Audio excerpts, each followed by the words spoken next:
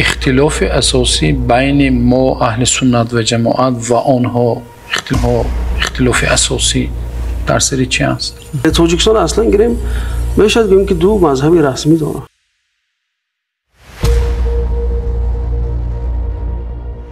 یکی مذهبی امام ابو حنیفه رحمت الله علیه و هم یکی دیگه مذهبی برادرای اسماعیلی ما که در پامیر زندگی میکنن، یعنی که 100 ساله ها باز یک جای زندگی شده. اون مشکلی نیست بین مثلا پیروای مذهب ابو حنیفه و مردم اسماعیل. امامت به نظر اهل سنت و جماعت یک مسئله فرعی هست، این که یک مسئله سیاسی است که در اون تکفیر جا ندارد. امامت شده کسی که حق تکفیر کنی نداره، بلکه میگم که فایده و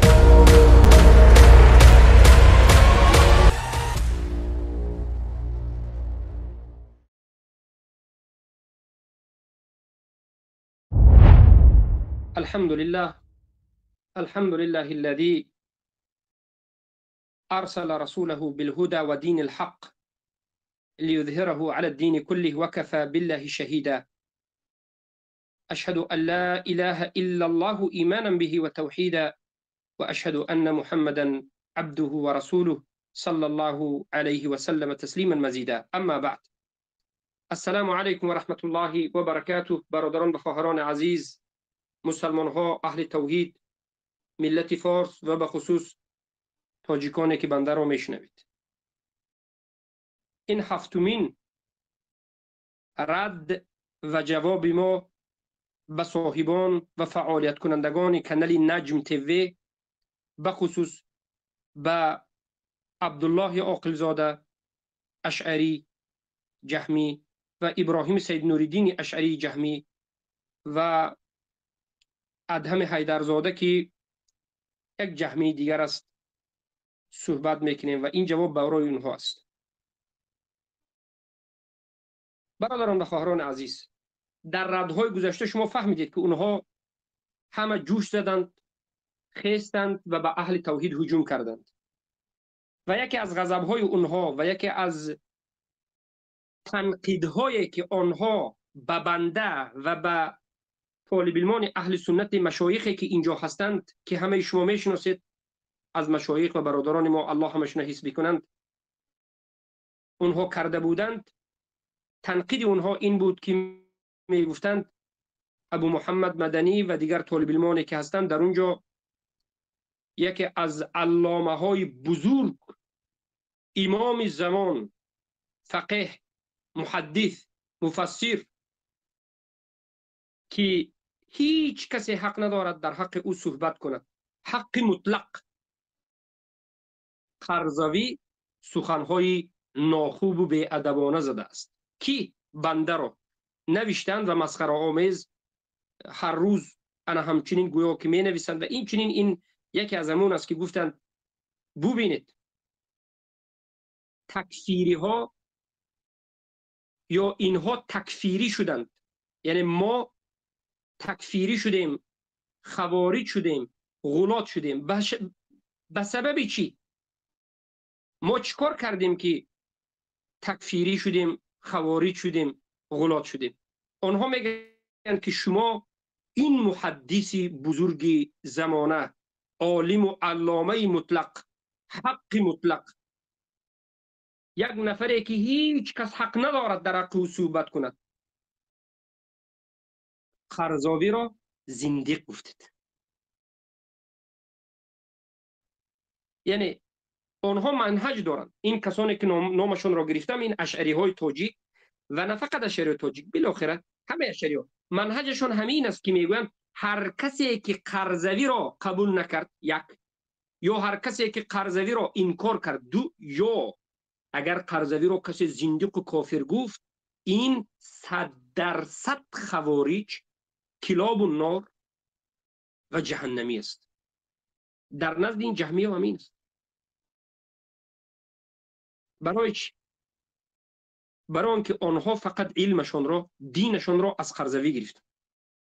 از قرضاوی کتاب‌ها و اعتقاد قرضاوی گرفتند. دینشان همون است. شب و روز من همین 4-5 نفر اینها رو، حالا من 2-3 نفرش رو نامش رو میگیرم، 2-3 نفری دیگر جوهلا هست، اشعری ها در فیسبوکی، شب و روز اینها رسم قرضاوی رو میگذارند. علامه رحمه الله، علامه 100 مجلده، علامه چقدر اسلام به خدمت کرد، علامه قرآن و سنت در عصر 20 و 21 زنده کرد، علامه هیچ کسی در این روی زمین نیست. گویان شب و روز تزکیه و خدمتشان در باب منتشر کردن قرضاوی است. و ما هم گفتیم که اینها قرضاوی را به خودشان راب گرفت. چگونه که یهودی ها علما احبار و رهبان خود را راب گرفته بود. هر چیزی را که قرضاوی مخالف شریعت در شریعت حرام بوده را حلال گفت، این اشعری ها هم پیروی از قرضاوی کردند، حرام الله را حلال کردند. هر چیزی را که الله حلال کرده بود و قرضاوی حرام گفت، جایز نیست گفت، اینها هم پیروی از قرضاوی کردند و حلال را حرام کردند. قرضاوی را معیار سنجش حق و باطل کردند. قرضاوی را بجای ابوبکر و عمر و عثمان و علی، بجای اجماع صحابه و بجای اجماع سلف و معیار قبول حق قرار دادند. و ما هم در رو بروی اینها میستیم و ما میگیم که این منهج اینها باطل است، راب گرفتن یک انسان است، در حالتی که خود قرضاوی جهمی زندیق از این باز زیادتر، از این زیاده باز سختتر. و البته ما یک باره به اینها اولا کتاب‌های را نمایش دادیم. ما گفتیم در تکفیر قرضاوی 10 علما کتاب نوشته و این سال امسال نه، 10 سال پیش نوشته. من وقتی که در مدینه منوره تعلیم می‌گرفتم سال 2012 در خانه‌ای که من مکتبه داشتم، در درون خانم که یک مکتبه، یک کتابخانه داشتم، یکی از کتاب‌ها در رد و تکفیر قرضاوی بود که زیاده از 500 مجلد بود. معذرت خواهی میکنم، من از خستگی 500 صفحه بود. معذرت خواهی میکنم، زیاده از 500 صفحه بود. حالا هم در تمام مکتبه ها فروخته می شود. اعتقاد قرضاوی را در مسئله تقریب الادیان نوشته بود، کفرهای او را رد زده. و حالا ببینید شیخ ابو سلمان کتاب نوشته در باب تکفیر القرضاوی. مقبل وادعی کتاب نوشته اسکات کلب الواعی، ساکت کردن سگ وحشی یوسف قرضاوی کتاب نوشته. و این چی کتاب ها 10 کتاب است و در یوتیوب علمای اهل سنت نیست که به این رد نزده باشد. اما با وجود این که این همه علما به قرضاوی رد زدند، کفرهایش را بیان کردند، این اشعری های تاجیک، این جهمی های تاجیک، این زنادقچه ها فکر میکنند که از این چیزها ما بیخبریم. فکر میکنند که دیگر مردم حالا هم بیعقل است. بله، اینها فکر میکنند که بیعقل است، زیرا یکی از مقالش رو دیدم که میگه اهل توحید رو میگه اینا گوسفند هستند، یعنی بیعقل است. چخیلی که امامشون میرزا حاجی میرزای کل، یک عالمی سوی طاغوت پرست، میگفت که من مردم رو نو فهمیدم که همه مردم گوسفند و بیعقل بوده اند. حالا این اشعری ها هم به مانند انمون ابراهیم قشکمان میگه که اینا گوسفند هستند. این عقیده اشعری ماتریدی است که مردم رو ناچیز حساب میکنن، مردم رو همه را بیعقل و گوسفند حساب میکنن در مقالهش یا در صحبتش. اما ما اینچنین نیستیم. ما میدانیم که در درون این مردم هزارها نفر هستند که امروز در کافتکاب حق مشغولند، حق خواه زیادند. این مردم خسته شدند از دروغگویی ها، این مردم خسته شدند از افسانه گویی ها، این مردم خسته شدند از سوال های بی جواب یا جواب های دروغین، نیمکاله و نامعین، ناانیق، ناواضح. این مردم الحمدلله، به این مردم الله عقل داده. اکثر مردم امروز الحمدلله نظر کرده شدن به حق پیدا میکنند. حالا ما شروع میکنیم. سوال اینجاست که آیا در حقیقت قرضاوی علامه، مفسر، نصرت دهنده دین الله هست، یا که یک انسانی که به دین الله ضربه زده، مسلمان ها رو خور کرده، عقیده جهمی شیطانی رو منتشر کرده، قرآن و سنت رو انکار کرده، یک دشمن الله و رسول، دشمن قرآن و سنت، یک کافر زندگی است. کدام از این است؟ البته رساله رو به تقریبا 80 صفحه به شما پیشکش نمودیم و شما در این رساله بسیار مخالفت های این قرضاوی را میبینید. نام رساله هم تکفیر قرضاوی، رد به ابراهیم سید نوری‌الدین، عبدالله عاقلزاده و ادهم حیدرزاده. این مساکین جهمی است، اما در نوشتن کتاب ما مساکین جهمی نمیگیم، به خاطر آداب و ترتیب کتاب نوشتن. حالا من سخنهای اینها را میخوانم. ببینید اینها برآمدند و از پیش خودشون اشعری ها گفتند که هشدار از مدنی، اگر کسی او را سوال کند که یعنی همونها را سوال کند که مهمترین نصیحت شما به ما چیست، میگفت است که یعنی اینو میگه که خواهم گفت شنیدن نفری به نام ابو محمد مدنی را بپرهیزید. برای چی؟ در پایان میگه یعنی به خاطر این که ما قرضاوی را رد کرده، به خاطر اینکه پیش قدمترین امام اینها را ما رد زده و قبول نکرده. سبحان الله. پس در جای دیگر میگوید، ببینید در صفحه رسمیش در فیسبوک نوشته است که امروز صدای شومی نفری که مدعی علم شریعت است، یعنی مرا گفته است، با ابو محمد مدنی را شنیدم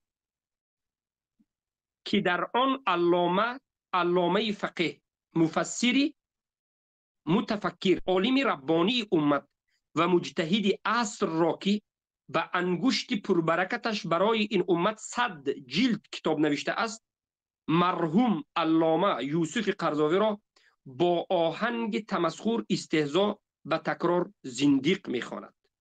پایان یافت. یعنی سخن این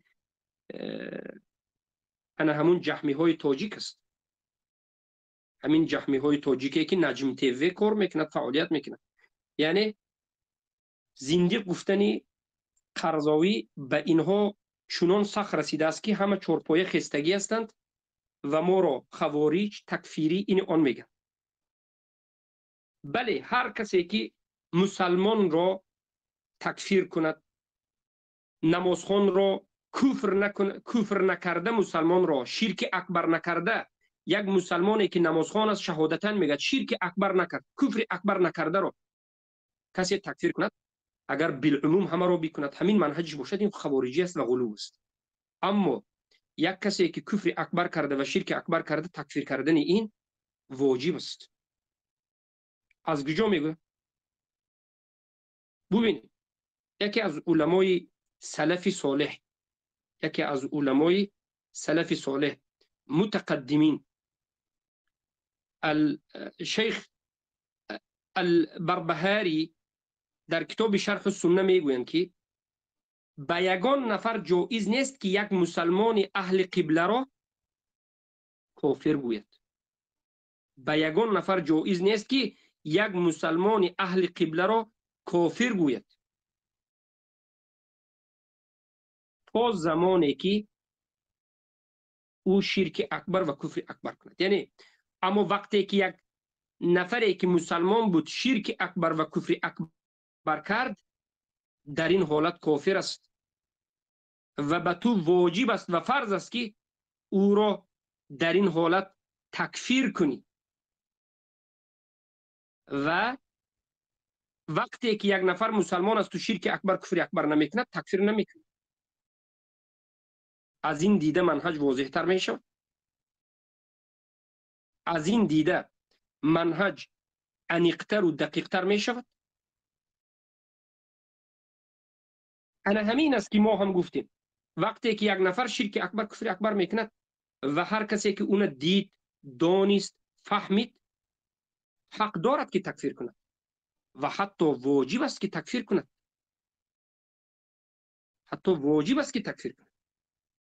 الله اکبر. و این را کسی که می آید و خوارجی می گوید، این دلالت میکند که منهج اهل سنت و الجماعت را نفهمیده است. این دلالت میکند که منهج صحابه را نفهمیده است، بلکه منهج صحابگان را، منهج رسول الله را، منهج سلف صالح را منهج خوارجی میگوید. فهمیدید؟ منهج اهل سنت و الجماعت را منهج خوارجی میگوید. انمین است مشکلی اینها، زلالت اینها نمینج است. بارک الله فیکم. انکم بعد از این مقدمه شروع میکنیم به کفرهای قرضاوی. چرا قرضاوی را علما تکفیر کردند؟ قرضاوی یکی از کسایی هست که آشکار و واضح میگوید که ما دموکراسی میخواهیم و ما به خاطر دموکراسی میجنگیم و در راه دموکراسی کشته شدن این شهید شدن است. در جای دیگر میگه که آشکار واضح ما شریعت نمیخواهیم، یعنی حکومت شرعی هم نمیخواهیم، دموکراسی میخواهیم. ما چی بگیم؟ به فتوای همین قرضاوی بود که اخوان المفسدین که مصر رو یک چند سال اداره کردند و گرفتند، هزارها مردم به خاطر به قدرت رسیدن اخوان المسلمین کشته شدند. مقصد این مردم بیچاره نفهمیدند که استفاده حزبی ها میشوند و مقصد بسیاری این مردم یک حکومت عدل و انصافی قرآنی و سنتی بود. اخوانی ها گرفتند و باز سختتر از پیشتر حکومت ها حکم غیر الله تطبیق کردند. در اساس فتوای همین است، همین جهمی زندیق است. حزبی های همه حزبی های این عصر حاضر در اساس همون فتواها، اعتقادها و نشان داده های قرضاوی میرند که همه این حزبی ها علمانی، سکولاریستی و تطبیق کنندگان و خواهندگان و اراده کنندگان حکم غیر الله است. و در مسئله حکم غیر الله روید 76 حلقه درس‌های ما که گوش کنید و میفهمید که الله سبحانه و تعالی حکم را یگانه به خودش نسبت داده. حکمش از آن الله است. الا له الامر الا له الحكم والامر الا له الامر والحكم. آگاه باشید که امر و حکم از آن الله است. این الحکم الا لله. بجز حکم دیگر، بجز حکم الله دیگر حکم قبول نیست. یک آیت رو میخوانم و بعد از این تفسیر ابن کثیر رو نظر بکنید. سوره نساء 60 و 65 رو نظر بکنید. خوب خیلی واضح در باب حکم است و به همین کافی است. من میتوانم که حالا به شما 10 آیت رو هم بگویم، اما 2 آیت خیلی قوی است. سوره نساء 65 60 و 65. الله در سوره نساء 60 میگه که الم تر الى الذين يزعمون انهم امنوا بما انزل اليك وما انزل من قبلك يريدون يتحاكموا الى الطاغوت وقد امروا يكفروا به ويريد الشيطان يضلهم ضلالا بعيدا. ای محمد، آیا دیدی کسانی را که دعوا میکنند که ما مسلمانیم ولی دروغگوی ها در اسلامشون هستند؟ یعنی اینها مسلمان نیستند، دروغگویند، اینا کافرند. به خاطر چی؟ یعنی شهادتین نمیگویند، نماز خوانند، زکات دهند، خودشون مسلمان میگن، در بین مسلمان ها زندگی میکنند، اما الله میگه که اینها دروغگویند، مسلمان نیستند. برای چی؟ برای اینکه یریدون سبحان الله، ببینید یریدون شرک اراده، فقط میخواهند که مراجعت به محکمه های طاغوت کنند. میخواهند که مراجعت به محکمه طاغوت کنند. ابن کثیر رحمه الله در زیر اینو چی میگه؟ ابن کثیر رحمه الله در زیر اینو میگن که نظر بکن. میگه ای مؤمن، ای مسلمان، نظر کن. اگر الله مراجعت کننده به محکمه طاغوت را، یا که اراده، کسی که اراده میکند که من یگان روز در آینده، یگان روز میروم به محکمه طاغوتی مراجعت میکنم و حل و فصل مسائل خود را در محکمه طاغوتی میکنم، الله تکفیر کرده باشد، چی برسد به اون حاکمی که به حکم غیر الله حکم میکنه؟ یریدون ان یتحاکموا. الله گفت که اینها دروغگویند، اینها مسلمان نیستند، به خاطر اینکه یریدون میخواهند که مراجعت به محکمه طاغوتی کنند، حالی مراجعت نکردند، میخواهند. ابن کثیر میگویند که اگر الله مراجعت کننده به محکمه طاغوت را تکفیر کرده باشد، خود حاکم من باب اولا کافر است. و بعد از این به اجماع را نقل میکنند و این اجماع را ابن تیمیه رحمه الله، ابن القیم الجوزی رحمه الله و اینچنین ابن کثیر در تفسیرشون نقل میکنند که اون فرزندان و نبیرگان چنگیزخانی که بسیار منطقه های سرزمین های مسلمان نشین را گرفته در زیر تصرف داشت، مسلمان شده بود. نبیره های چنگیزخان مسلمان شده بود و ولی به حکم ساخته چنگیزخان که نام این حکم، نام این کانستیتوسیون الیاسق بود، حکم میکرد. چنگیزخان ساخته بود. قسمی از حکم یهودیت و نصرانیت و اسلامی مسلمان ها هم و قسم دیگرش از حکم خود چنگیزخان. مثلا چنگیزخان میگفت که هر کسی که آب پیشان حکمش قتل است، هر کسی که دزدی میکنه حکمش قتل. انا همچنین حکم بود. علما به اجماع همه امت این فرزندان چنگیزخانی که خود را مسلمان میگفتند تکفیر کردند و حکومتش کافری گفتند و لشکریش را هم تکفیر کردند. و حتی ابن تیمیه گفتند اگر من را ببینید که در جانب و لشکری هم در بین لشکری چنگیزخان هستم و در بالای سرم قرآن را گیرم، هم مرا بدانید که در کفر یا که قتل بکن. این چقدر مسئله سخت است. آیت دوم الله سبحانه و تعالی میگه فلا وربك لا يؤمنون حتى يحكموك فيما شجر بينهم ثم لا يجدوا في انفسهم حرجا مما قضيت ويسلموا تسليما. در این آیت الله سبحانه و تعالی سه مرتبه ایمان رو میفهمد. مسلم، مؤمن، محسن.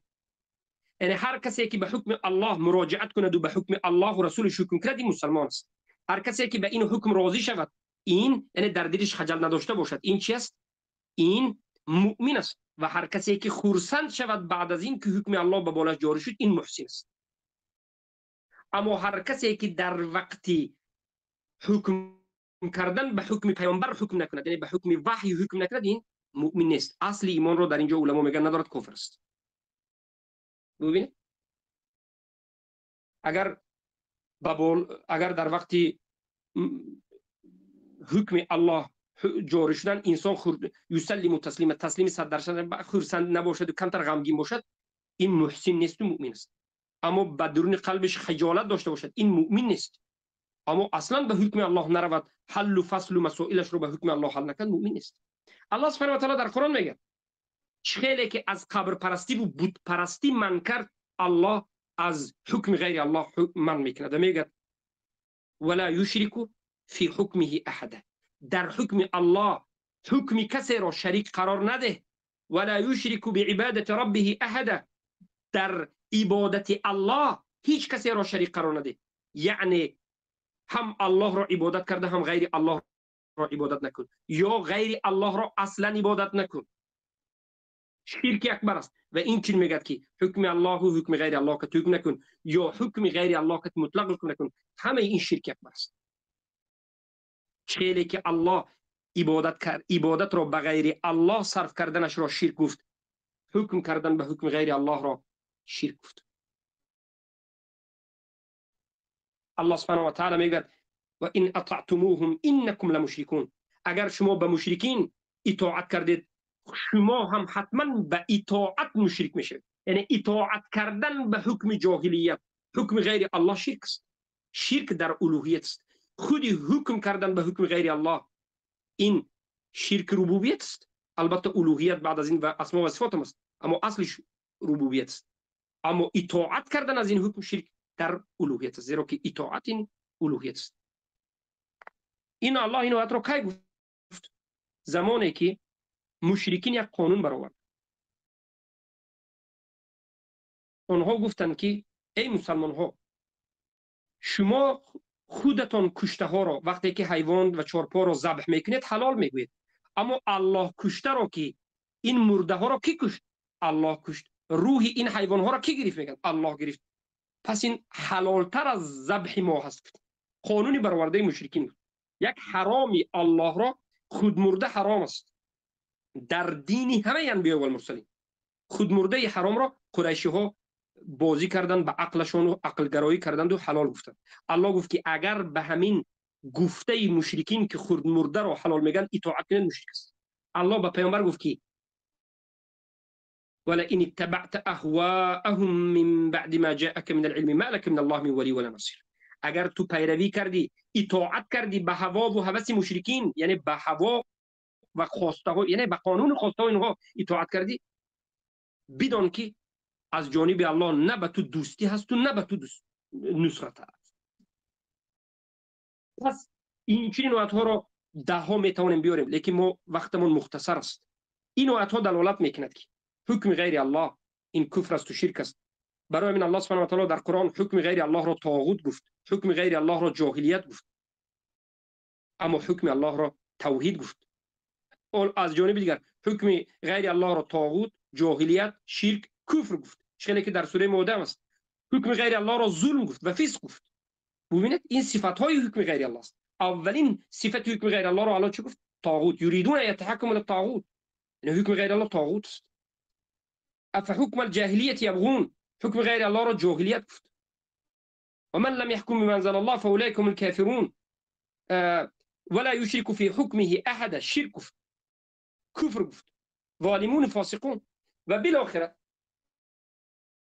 این است حکم غیر الله سبحانه و تعالی. اما قرضاوی می آید سخن را می گوید که یگان نفر از علما این سخن را این چنین نگفته بجز جهمی ها. حتی اشعری هایی که در قدیم بودند این چنین سخن را نمی گفت. این دلالت میکند که در کفر است و همه علما هم وقتی که کفر قرضاوی را گفتند این را بیان کرد. و دومین کفرش، یکی از بزرگترین کفرش که قرضاوی دارد، آشکار و واضح به زبان خودش میگوید هر کسی که خواهد که این صداهایش را گوش کند بگذارید کتاب را باز کنید و نظر کنید و سیرکه ها را ما گذاشتگی هستیم، یعنی لینک های همون یوتیوب صداهایش را بگیرید. این در یوتیوب است، همش را ما گذاشتیم. میگوید که ببینید این عقیده خطرناکترین است. میگوید که علما میگه به جاهز رد زدن در عقیده جاهز. عقیده جاهز این بود که جاهز میگفت هر کسی که کفت و کاب کند برای به حق رسیدن حرکت کند و بعد از این رود یک دین را غیر از دین اسلام به فکر خودش بعد از کفت و کابش فکر کند که انا همین دین برایش بهترین است و حق است. مثلا یک نفر کفت و کاب کرد برای رسیدن به حق، اما رفت و فکر کرد که یهودیت حق است، رفت و فکر کرد که نصرانیت حق است، رفت و فکر کرد که گاو پرستی و بت پرستی و سیخ و مجوسی حق است. این انسان به همین عقیده بعد از این مرد، یعنی به عقیده یهودیت، نصرانیت یا بگیم مجوسیت و گاو پرستی و غیره، زیرا که به نظر او انسان مشرک این حق بود. بله، میگه که این آدم نجات می‌یابد. انا همین آدم که در غیر دین اسلام است نجات می‌یابد. یعنی در کدام حالت؟ یعنی ببینید میگه که یک انسان در پیشش همه دین میگذارد، میگه این دین اسلام است، این یهود است، این نصرانی است، این گاوپرست است و این مثلا بودیستی، سیخی است، مجوسی است، و بعد از این کفتکو میکنند اسلام و این آن، و نتیجه کفتکوش این میشود که مثلا یکی از این دین‌های غیر دین اسلام رو میگه که این بهترین دین است و من قبول کردم و به همون دین غیر اسلام میمرد. قرضاوی میگه که نجات مییابد. برای چی؟ البته این سخن را جاهز، اولین کسی که گفته است جاهز است در زمان سلف، یک جهمی. برای همین جاهز را به اجماع سلف صالح تکفیر کردن، گفتن جاهز کافر است و من مقاله را به شما در تکفیرهای معینی که سلف صالح کردن به شما پیشکش کردم. احمد بن حنبل و غیر دیگر علما تکفیر کردن. بالاخره قرضاوی میگه که عقیده من میگه در این مسئله موافقت میکند به عقیده علامه جاهز. میگه من میگه هم فکر، هم نظر، هم مذهبی جاهز، علامه جاهز هستم. میگه اگر چی دیگر علما جاهز رو رد زدن، لیکن سخنی جاهز حق است. میگه و بعد از این خودش میگه که اول سوال میگه یک انسان حرکت کفت و کاب کرد و بعد از کفت و کابش یک دین رو غیر از دین اسلام به نظر خودش افضل و حق دانست، البته میگه این رو جزا دادن درست نیست. میگه این نجات مییابد، این جنت میرود. به همین سخنش ابو سلمان الصومالی، یکی از دانشمندان اصولی، یکی از علمای منهجی که در مدینه منوره هم قدیمتر تعلیم گرفته، یک رساله خاص نوشته، فقط در همین نقطه یک رساله نوشته تکفیرش میکند و میگوید که من لم یکفر القرضاوی بعد معرفت حاله فهو کافر. هر کسی قرضاوی را بعد از حالتش را شناختن و دانستن و فهمیدن، یعنی بعد از همین سخنش را دانستن، یعنی یک نفر فهمد که قرضاوی همین سخن را گفته که به یهود و نصارا جنت رفتن را، به گاو پرست و یا بت پرست و مجوس جنت رفتن را، نجات یافتن را، یعنی فتوا میتد و جایز میداند و حکم میکند، اگر بعد از فهمیدن این قرضاوی را حکم نکند خودش کافر است، زیرا که ریشه دینت به تمام نابود میشد. نه لا اله الا الله ماند، نه محمد رسول الله ماند، نه ملت ابراهیم ماند و نه کفر به طاغوت ماند. چی دیگر؟ اینها دین الله نابود کردند، به تمام نابود کردند. این یک کفر اکبر دیگریش است، در حالتی که الله سبحانه و تعالی چی میگه؟ ده ها مراتب در قرآن یهود، نصارا و غیر این دیگر مشرکین و کفار جهنمی میگه اگر توبه نکرده بمیره، اگر حق قبول نکرده بمیره. اما اون انسان هایی که در غیر دین اسلام هستند و به اونها اصلا نام دین اسلام نرسیده باشد، آنها در این دنیا کافر وفات کنند، امتحان میشن. پیامبر صلی الله علیه و سلم میگن لا يسمع بی یهودی ولا نصرانی، لا يسمع بی یهودی ولا نصرانی ثم لا يؤمن بما جئت به فمات فهو في النار. ما يسمع بي من هذه الامه یهودی ولا نصرانی. از این امت یعنی امت دعوت، از این امت دعوت یعنی یهودی، یگان یهودی و نصرانی مرا شنیده باشد، فهمیده باشد که یک اسلام گفتن دین آمد، یک پیامبر دیگر آمد، قرآن آمد، بعد از این ایمان نه آورده، بعد از شنیدن ایمان نه آورده به دیگر دین استاده وفات کرد، این دوزخی است، حتما ابدی در دوزخ است. این دلالت میکرد که اونم گفتن اما اگر نشنود، اگر پیامبر آمدنشون نداند، دین اسلام آمدنش نفهمد، اصلا فکر کند که یگان پیامبر و دین مثلا نآمد بعد از موسی و عیسی علیهم السلام، این آدم اگر بمیرد در روز قیامت امتحان می شود. والله اعلم. اکنون فهمیدید؟ من در این مسئله می توانم که ده ها آیت و حدیث را بیارم که یهودی و نصرانی مثلا در این دنیا کافر، اگر توبه نکرده بمیرد مثلا جهنمی. خودی الله سبحانه و تعالی در قرآن گفته. لیکن قرضاوی که این جهمی زندیق را که این تاجیکای جهلا به سر خودشون رب گرفتند و مفسر و محدث و علامه زمان سبحان الله این چنین لقب ها را دادند، آشکار واضح ضد قرآن، ده ها آیت ضد قرآن صحبت میکنه. مگر قرضاوی نمیداند؟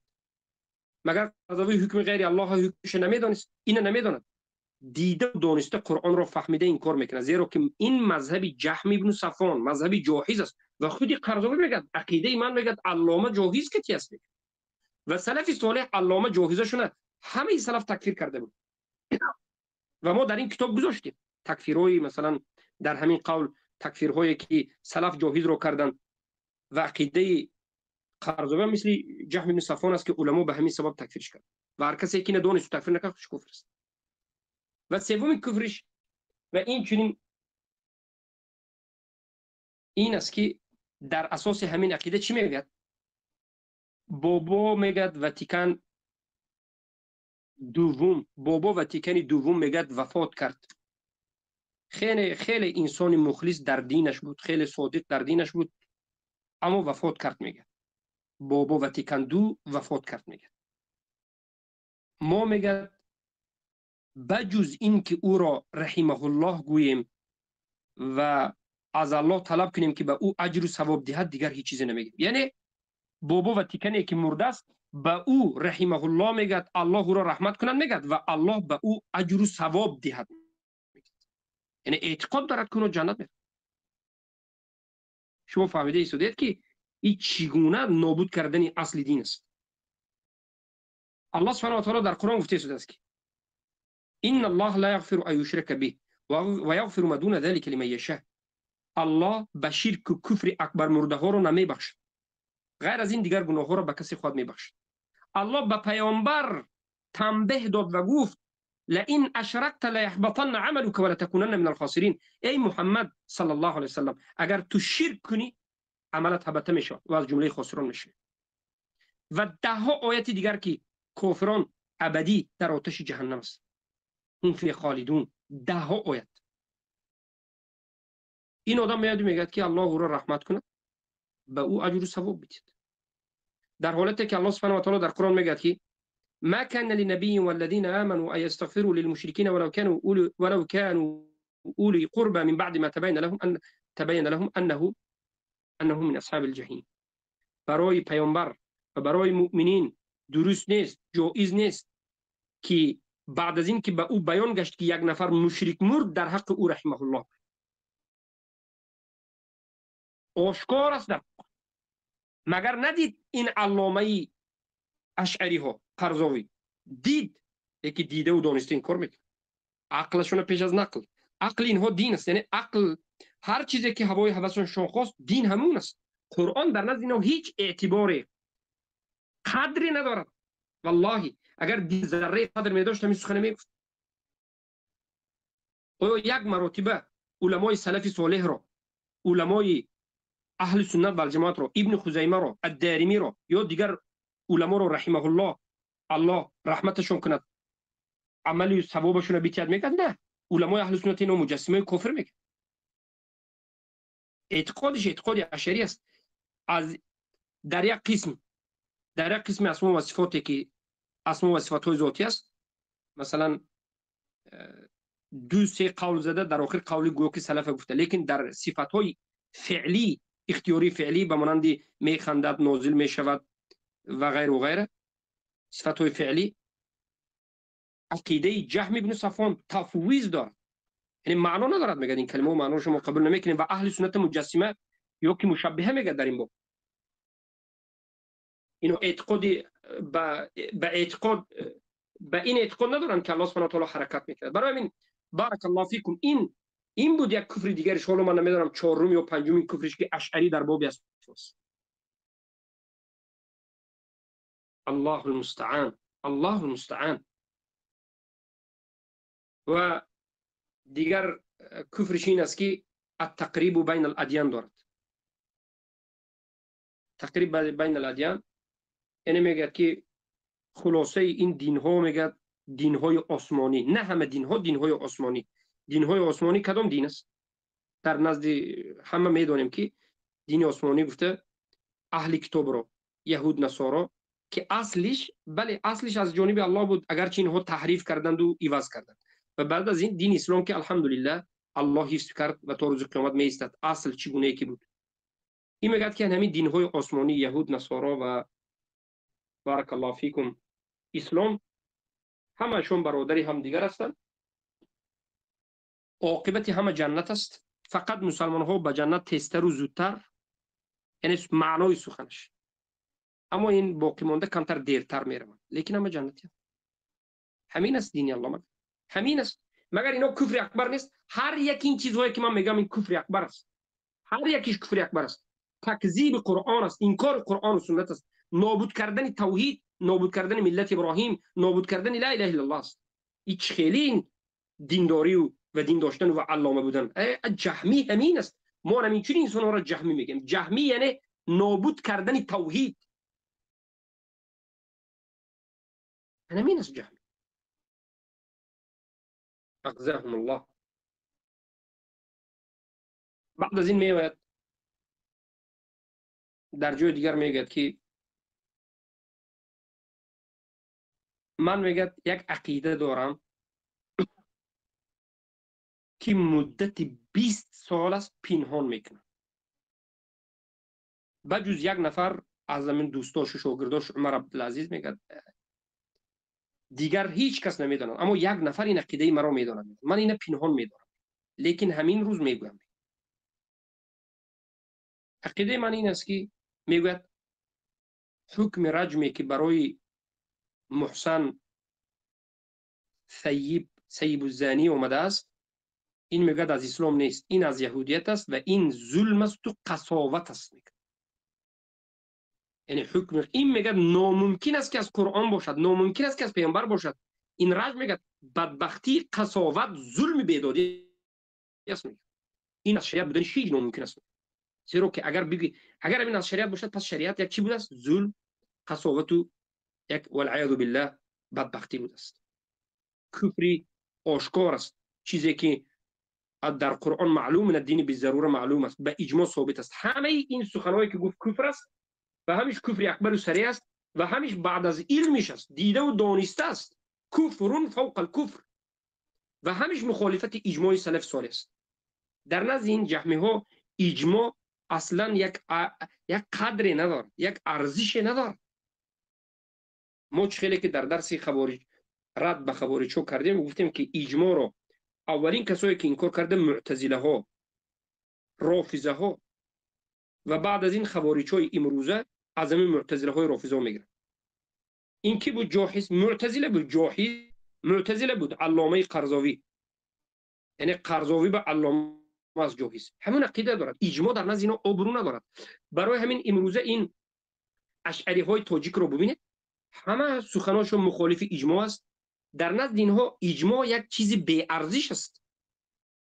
اگر نظر بکنید عقیده ای که اشعری ها و ماتریدی ها و جهمی ها و آزری ها دارند، حزبی ها و غیره، در همه مسئله اختلاف است.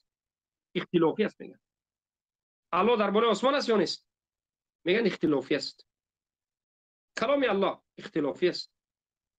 اگر شرک به جای الله عبادت کردن قبر عبادت، اختلافی است.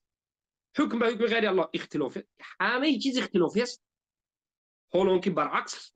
حالان که برعکس است. اصول دین ما همیش اجماع، نه قرن یک، قرن دو، قرن سه، هر سه قرن یک نفر اختلاف نکرده از مسلمان ها.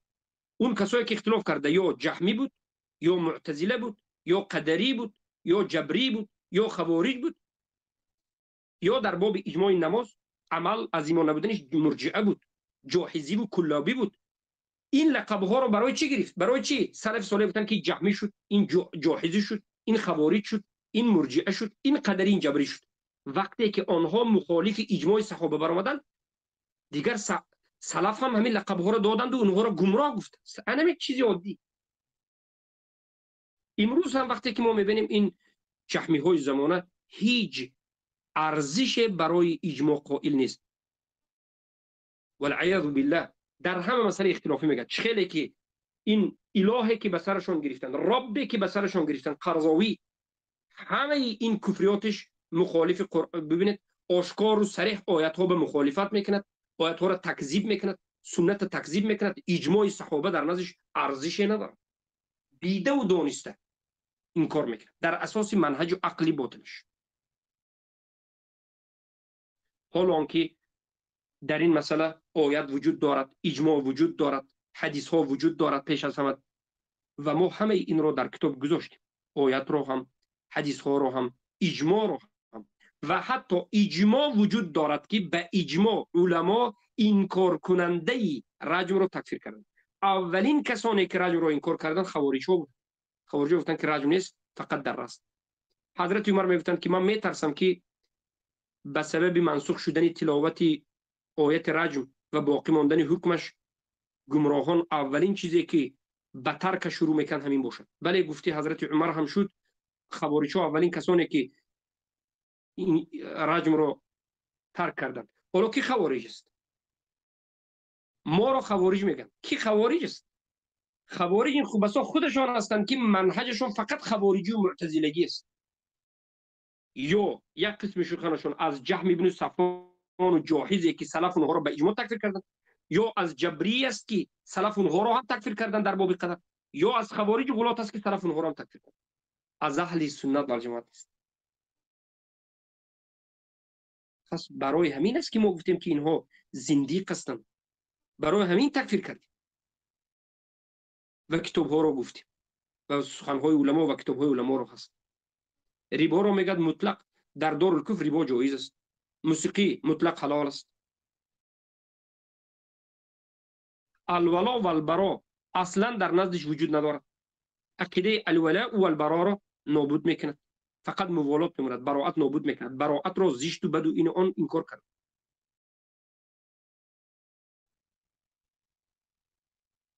حتی ابن عثیمین که بسیار یک انسانی با صبر و با تحمل، این آدم میگه که باید توبه کنن، مرتد شد. وقتی که به ابن عثیمین سوال میکنن که این انسان فلان فلان سخن کرد در مسئله الله، گفت که اگر الله خودش را به زمین عرضه کند بگوید که به من آواز بدید، خودش نشان دید گفت که به من آواز دید، مردم به الله آواز نمیدن. گفت ابن عثیمین میگه که این مرتد شد، باید توبه کنن.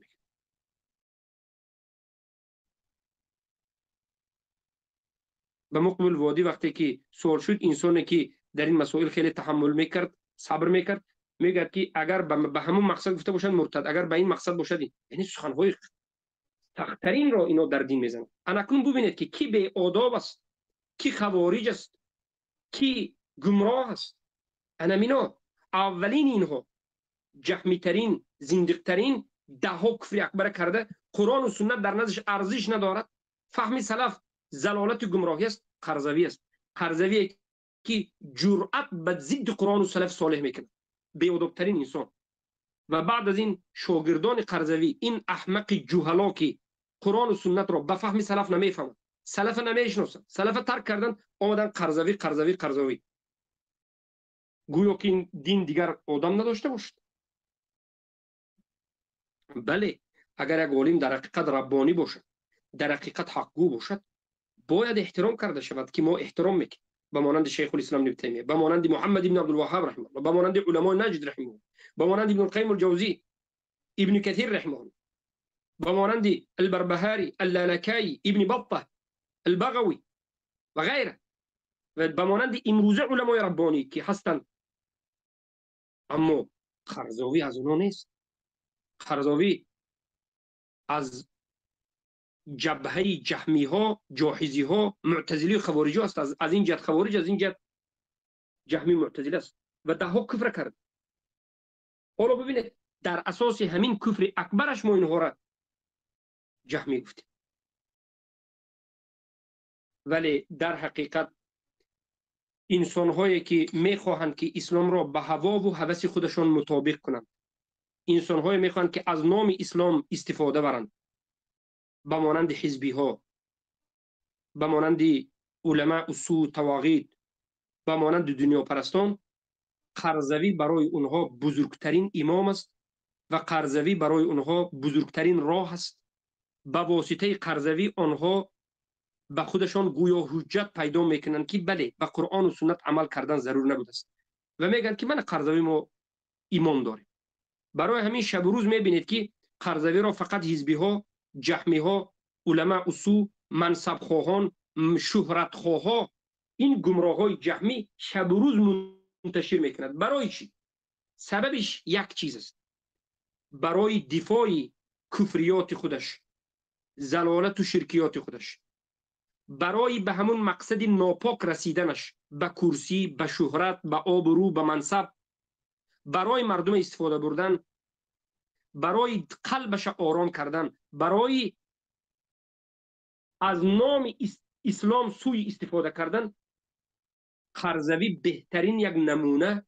قرضاوی را میگیرند، فتواهایش خودش در اساس سخن قرضاوی مردم گمراه میکنند. برای همین شب و روز کوشش میکنند که به چشم مردم قرضاوی را بزرگ نشان بدهند، زیرا که قرضاوی چقدر که به چشم مردم بزرگ شد، چقدر که احترام قرضاوی در بین مردم منتشر شد، زیاد شد، همان قدر حزبی ها پیش می روند، غلبه میکنند، همان قدر به مقصدی همون شرکیات و کفریات خود میرسند. به واسطه قرضاوی شرک میکنند، قرضاوی گفت. کفر میکنند، قرضاوی گفت. این الله این کار میکنند، قرضاوی گفت. موالات به کفار میکنند، قرضاوی گفت. براءت از موحدین میکنند، قرضاوی گفت. دین ها را یک دین میگن، قرضاوی گفت. احکام الله این کار میکنند، قرضاوی گفت.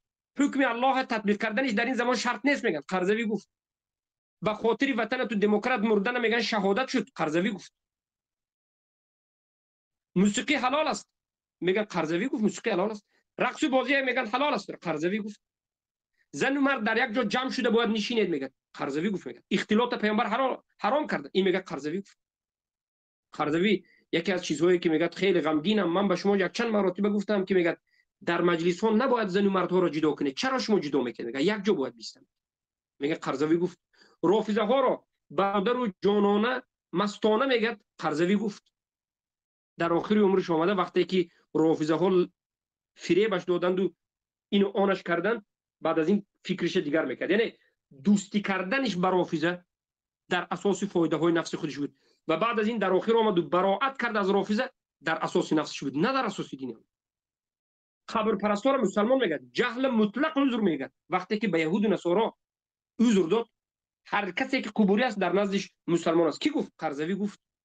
تمامی یکی از کفرهای دیگریش همین است که تمام طاغوت‌های زمانه، طاغوت‌های ظاهرترین و مشهورترین را که دشمنان الله رسول است مسلمان میگه. کی گفت؟ قرضاوی گفت. اهل سنت مجسمه، جهلا، احمق، نابته، شکاکیه، وهابیه، تکفیریه، خوارجی میگه. کی گفت؟ قرضاوی گفت. رأس فتنه طاغوت زمان این قرضاوی است. قرضاوی کافر زندیق جهمی مشرک. انا همین پیرو کننده هاش ضال و مضل است. کسی که دیده و دانسته کفر قرضاوی را تکفیر نکرد کافر است. به من این سخن ها را نسبت ندید. این سخن علما است که من در کتاب ها در کتابم نوشتم. نظر کنید. دلیل ها را آوردم. حالا من میخوام سخن ها را فقط مختصر کنم که به شما فهمه شود. مختصر سبب فتنه این امت این حزبی ها، این قرضاوی حزبی است، این اشعری ها و ماتریدی ها، این طاغوتی ها است. در نزدشون حد و حدود الله گذاشته قدر و قیمت ندارد. تمام حد و حدود پایمال میکنه.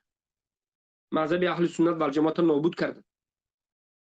یعنی مختصر سخن این است که انا همین قرضاوی که اینقدر کفر و ضلالت و گمراهی کرده، یگان نفر بیاید و بعد از فهمیدن کفرش و شرکش او را زندیق یا کافر بگوید، تکفیری میشده است، خوارج میشده است. پس همه سلف صالحی که جهم بن صفوان را، بشر المریسی را، جاحظ را، سمامه را، کلاب را، غلات قدری و اینو آن جبریه را تکفیر کردن، پس همه اینها چی بوده؟ خوارج بوده. کفر قرضاوی از اونها 10 مراتب زیادتر است. این یک قرضاوی یک بگیم فتنه عصر و زمانه بود و تا جایی که من میدانم در تاجیکستان فکر قرضاوی را اخوانی ها، تحریری ها و بخصوص اخوانی های مفسدین و بعد از این نهضتی ها که خودشون به اسلام نسبت میتیند خوب منتشر کردند، برای آنکه به عقیده فاسد دنیا پرست اونها چه خیلی پیشتر گفتیم موافق میاد. فتواش دنیا پرستی به همه چیز. و بعد از این کسانی که در مصر میخونند در فکولته یا فکولته نمیگیم این رو یونیورسیته یا جامعه الازهر، آنها میگن شریف، ما میگیم خبیث، که به این هم خیلی داد و فریاد کردن که یک دانشگاهی بزرگترین را خبیث گفته و چقدر علما در اونجا ختم کرده. کدام علما؟ علمایی که عقیده اهل سنت و الجماعت باشد بگوید. هر کجای که ختم کرده های فارغ التحصیل این از همین الازهر رفت و راهبری کرد، غیر از دموکرات و غیر از مبارزه به حق دیگر کاری را ندید. مثلا در افغانستان ربانی تاریخش نظر بکید که چی عقیده و اینان داشت و غیر. زیرا که الازهر بنیاد شده به خاطر از اول پیدایش تا امروز به خاطر منتشر کردن اعتقاد اشاعره و ماتریدی جهمی بنیاد شده است و در درونش فقط همین عقیده های کلامی، اعتقاد اشاعره و ماتریدی جهمی بر علیه اهل سنت و الجماعت تعلیم داده میشه. علماهای اهل سنت و الجماعتی که صادقین در باب تحقیق عقیده گپ میزنند خواندن در اینجا رو حرام میگه. بله اگر در فکولته زبان عربی خوانی به خاطر عربی باشد و در اینجا به تو کفر شرک نگوید باکی نداره. حتی خودی من شاهدم که یک چند نفر از همونجا تعلیم گرفته به من گفتن که به خاطر از امتحانش خوب گذشتن، به خاطر دیپلم گرفتن و بهای بلند گرفتن، ما در ورقه های امتحان می نوشتیم که الله در بالای الله لامکان است، در بالای عرش نیست. همینا عقیده داره؟ همین است. ولی هستند بسیار طالب علمانی که در اینجا بودند و ترک کردند و یا اعضا شده بودند و ترک میکردند و حق میآموختند. اما کسانی که همونجا نشستند و این عقیده رو آموختند، همین است. نتیجه انمول الازهر انا همین دو سه جوهلکا به مانند عبدالله چه عاقلزاده احمق توپای، عقیدهش در باب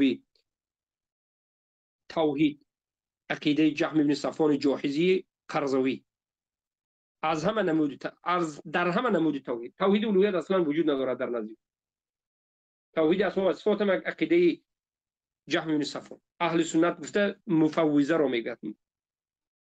و بالاخره بارک الله فیکم انا می اصلا در اونجا خونده تعلیم گرفته. پس عبرت در کجا خوندن تو نیست، عبرت پیروی کردن تو از قرآن و سنت با فهم سلفین اومد است. این بود که ما در اساس علم ما گفتیم که قرضاوی باطل میگوید. منهج قرضاوی این منهج رسول الله نیست، دین این قرضاوی نیست، قرآن این قرضاوی نیست، سنت این قرضاوی نیست، سلف این قرضاوی نیست، حق این قرضاوی نیست. لا يعرف الحق بالرجال انما الرجال يعرفون بالحق.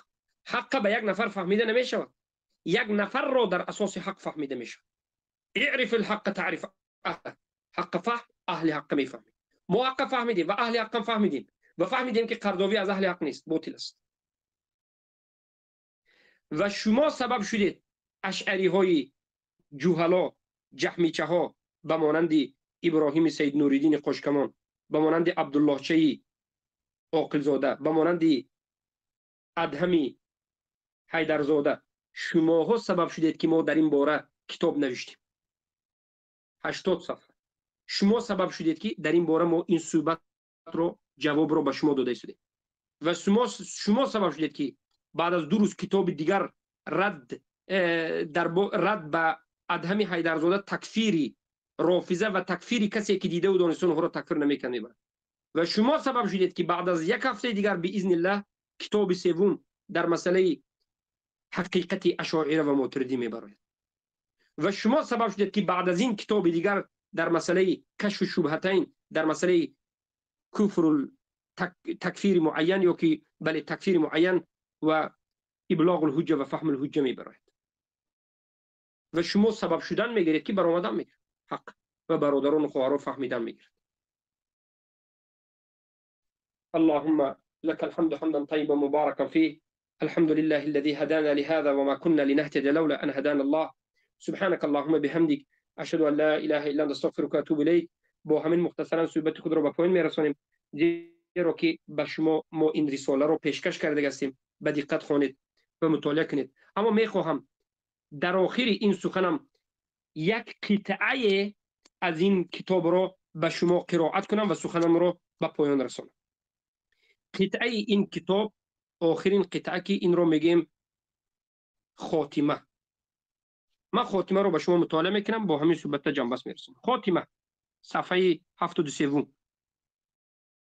انسان با عقل و خرد پیش از این که به کسی دین خودش را اعتماد کند، اول از حقیقت حال او و در کدام مذهب و اعتقاد بودن او با خبر می شود و تحقیق می نماید. اهل خرد هرگز دین خودش را از یک نفر مجهول العقیده و یا یک گمراه ضال جهمی، اشعری، ماتریدی، حزبی، مدخلی، آذری، علماء اصول، علماء بد درباری نمیگیرد. در مقدمه صحیح مسلم آمده است که امام مسلم روایت میکنند عن ابن سیرین قال ان هذا العلم دین فانظروا عمن تأخذون دینکم. به درستی که این علمی که تو میآموزی دین است، پس نظر بکن که این دین را از کی میگیری. این نصیحت کبار تابعین به شما است مسلمان ها که در آموختن دین به هر کس نباید اعتماد کرد. در آموختن دین نباید به هر کس اعتماد کرد، بلکه شما پیش از این که از کسی علم آموزید او را سنجید، از عقیدهش از قرآن و سنت و اجماع سلف صالح هست، عقیدهش از قرآن و سنت و اجماع سلف صالح است، یا از هوا و هوس خودش و یا پیروی یگان فرقه های باطلی عقلگرایی کلامی جهمی است. یعنی مسلمان ها نیز یک مسئولیت و وظیفه های خود را دارند که برای رسیدن به حق باید کمی کوشش نمایند و مقلد کوری متعصب جاهل حلقه بگوشی کسی نباشد، آدم پرست نباشه، یعنی حق کابید. حالا خطاب من به دوستداران و هواداران ابراهیمی سید نوری‌الدین و عبدالله عاقلزاده و ادهم و غیر از اشعری ها و جهمی هاست. آیا شما یگان مراتب اعتقاد این کسانی که اعتماد کردید سنجیدید؟ آیا میدانید که مصدر اعتقاد آنها چی است و کی است؟ آیا شما میدانید که اگر آنها گمراه باشند که هستند، شما در روز قیامت عذر ندارید؟ شما این دینتون برای چی است؟ برای راضی نمودن الله تعالی و داخل شدن به جنت و یا کورکورانه مقلد کور بودن و رضایت بنده است؟ من به شما یک نصیحت کرده میگویم، این استادهای شما دینشان را از یک نفری کافر، مشرک، خائن به مسلمان ها، خادمی دشمنان اسلام، دور از قرآن و سنت که در توحید الوهیت کافر است، در توحید اسما و صفات کافر است، در توحید حاکمیت کافر است میگیرند. این کسی را به سر خود راب گرفتند که قرضاوی زندیق است. اختلاف ما و این جهمی ها در همین نقطه است.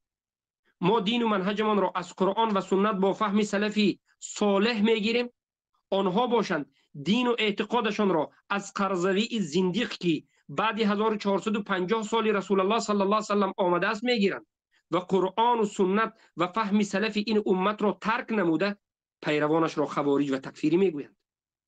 هرگاه در بین مسلمان ها اختلاف به وجود آمد، اختلاف را در اساس قرآن، سنت و با فهم سلفی صالح حل و فصل می نمایند که ما هم از جمله این مسلمان ها همچنین میکنیم و اختلاف ها را در اساس این اصل حل میکنیم.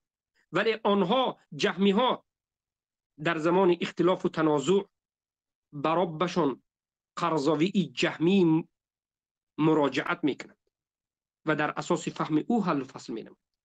ما میگوییم حق این قال الله و قال رسول الله صلی الله علیه وسلم و قال صحابه و تابعین است.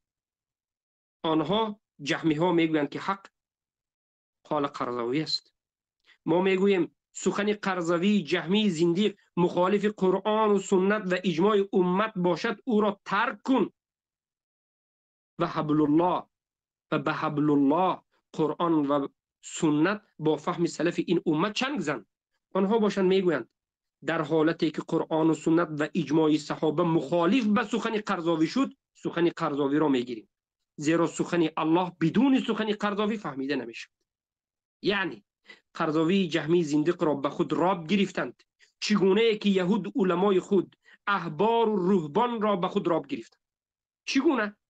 الله تو را رحمت نماید و از بند غلامی فکری رها کند. حالا به تو میگویم هوشت را به جایش گذار و در بالای این مسئله خوب فکر کن که نجات یافتن یا بدبخت و شقی شدن در همین نقطه است. الله سبحانه و تعالی در سوره توبه می فرماید اتخذوا احبارهم و رهبانهم اربابا من دون الله. علما و پیشوایشان را به خود ارباب از غیر الله گرفتند. یهودی ها علما و پیشوایشان را به خود ارباب گرفتند. چگونه ای که این جهمی ها قرضاوی را به سر خود راب گرفتند، حلال او را حلال میگویند، حرام او را حرام میگویند. یعنی قرضاوی حلال بگوید یک چیز را این بندگان قرضاوی حلال میگن، اگرچه الله متعال آن را حرام گفته باشد. قرضاوی حرام بگوید، اینها حرام میگن اگرچه این چیز را الله متعال حلال گفته باشد. مثل یهودی ها به کفر واقع شدند از جانبی که بیخبر. در حدیث صحیح آمده است که رسول الله صلی الله علیه و سلم این مسئله را خوب بیان نموده. قدم عدي بن حاتم على النبي صلى الله عليه وسلم، هو نصراني وهو نصراني فسمعه يقرأ هذه الآية، يعني هو سمع النبي صلى الله عليه وسلم يقرأ هذه الآية: اتخذوا أحبارهم ورهبانهم أربابا من دون الله والمسيح ابن مريم وما أمروا إلا ليعبدوا إلها واحدا لا إله إلا هو سبحانه عما يشركون. قال فقلت له إنا لسنا نعبدهم.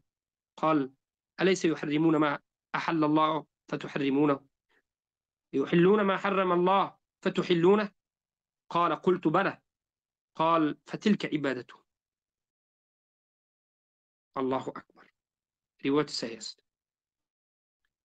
بیهقی روایت کرده و این روایت در الطبرانی آمده صحیح است. عدی بن حاتم در حالی که نصرانی بود به نزد پیامبر صلی الله علیه و سلم آمد. عدی بن حاتم پیامبر را شنید، پیامبر را دید و شنید که پیامبر یک آیت را تلاوت میکنند که معنای آیت همین است که یهودی ها، اهل کتاب و غیره، نصرانی ها، عالمان رهبران خود را، پیشوایان عابدان خود را به جای الله به خود ارباب گرفتند، رب گرفتند. و مسیح ابن مریم را نیز و حلالی که و حال آن که به آنها امر نشوده بود مگر اینکه تنها الله یگانه را عبادت نمود. هیچ اله جز او نیست، پاک است او از آن چی شرک می‌ورزند. وقتی که عدی این سخن را شنید، عدی به رسول الله گفت که ما آنها را، یعنی پیشوایان را عبادت نمی‌کنیم، ما سجده به آنها نکردیم. پیامبر فرمودند آیا آنها چیزی را که الله حلال کرده است حرام نمی‌کردند و شما هم حرام می‌شمارید؟ و چیزی را که الله حرام کرده است حلال می‌کردند و شما هم حلال می‌شمارید؟ عدی گفت بله. هر چیزی را که آنها حرام میگفتند ما حرام میگفتیم اگر چی مخالف حکم الله باشد، اگر حلال گفتند حلال میگفتیم اگر چی حکم الله مخالف حکم الله باشد. پیامبر فرمودند که پس انمین عبادت آنهاست. پس این جهمی ها نیز قرضاوی را به سرشان رب من دون غیر الله من دون الله شد، گمراه گشت. حالا از حالت قرضاوی با خبر شدید که علما در حق این زندیق چی گفتند و کفریات و شرکیاتش را یک به یک به شما بیان نمودیم تا شما از قرضاوی زندیق حزبی جهمی و شوگان و مخلصانش با خبر شوید و از آنها خود را دور نگه دارید تا گمراه نشوید. و صلی الله علی سیدنا و نبینا محمد و آله و اصحابه اجمعین. سبحانك اللهم بحمدك اشهد ان لا اله الا انت استغفرك و اتوب الیک برحمتك یا ارحم الراحمین. این بود جواب هفتم.